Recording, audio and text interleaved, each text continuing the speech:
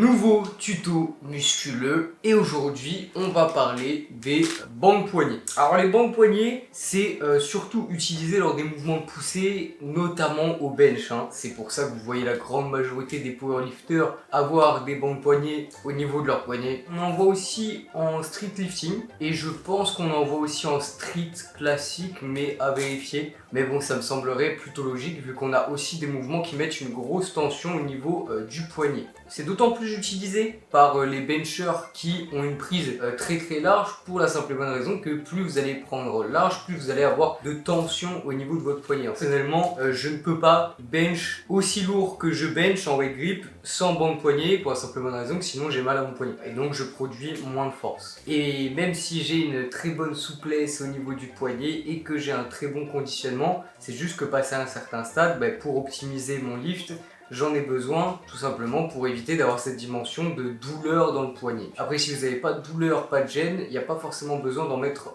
au bench. Encore plus souvent utilisé au squat qu'au bench, j'aurais tendance à dire. Surtout en powerlifting, étant donné qu'avec le low bar, on va avoir tendance à avoir plus de tension au niveau du poignet. Donc ça va aussi dépendre de vos préférences. Seulement, il faut bien comprendre une chose, c'est qu'en powerlifting, on a plusieurs règles autour de ces bandes poignets, autour de la mise en place de ces bandes poignets. Alors la première, ça va être de ne pas la placer trop haute sur votre poignet. C'est une règle super floue, honnêtement, et on a déjà essayé de me baiser plusieurs fois avec, par des arbitres qui étaient un peu chelous, on va pas se mytho. J'aurais envie de vous dire que normalement, si vous ne le mettez pas à la moitié de votre main, ça devrait aller. Si vous le mettez juste ici, mais encore une fois ça peut dépendre et généralement ce qu'ils vont regarder c'est surtout ici au squat, c'est cette partie là qui va être visible, donc il vous suffit de le mettre plus bas comme ceci. Après pour le bench, là vous êtes un petit peu baisé. Pour le bench, il faut vraiment essayer de la mettre bas si jamais on vous prend la tête avec ça. Sur l'autre côté, ce qui a encore moins d'intérêt. Et la deuxième règle, ça va être tout simplement que cette petite languette, elle ne doit pas être en contact avec la barre. Alors le pourquoi du comment, est-ce que ça invalide, je n'en ai aucune idée, mais c'est une règle. Si jamais vous faites votre rep et que ça touche,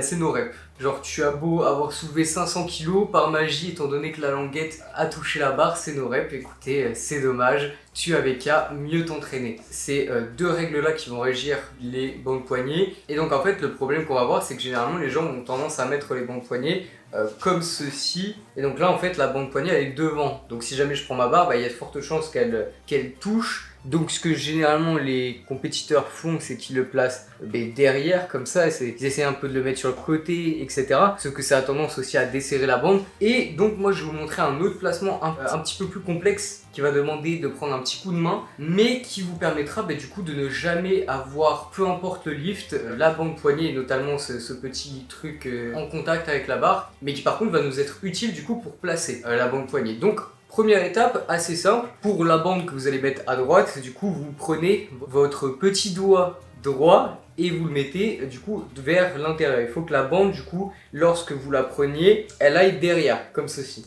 Et donc ensuite vous allez serrer la bande avec votre petit doigt, tac, et la placer derrière. Et en fait ça c'est ce que ça va faire, tout simplement que votre bande, du coup elle sera déjà vers l'arrière. La petite languette, elle ira se mettre derrière aussi grâce à cette technique. Donc tac, ensuite on met la bande de manière classique et ensuite il nous suffit du coup d'enlever le pouce. Voilà. Si jamais j'ai vraiment peur que ça touche, j'ai juste à légèrement déplacer et c'est derrière. Et là la bande, elle se desserre pas, contrairement avec l'autre façon de faire où en fait ça a tendance à du coup desserrer la partie qui est à l'intérieur et du coup au final perdre un petit peu en rigidité au niveau de la bande poignée. Et donc évidemment c'est de la même chose du côté gauche. Je vous remontre quand même comme ça vous captez la subtilité du placement. On met le petit doigt dans la languette, cette partie là va derrière, on tire bien histoire que ça soit au niveau à peu près du milieu de votre poignet et ensuite tac, vous le chopez, généralement c'est plus pratique quand même pour le placer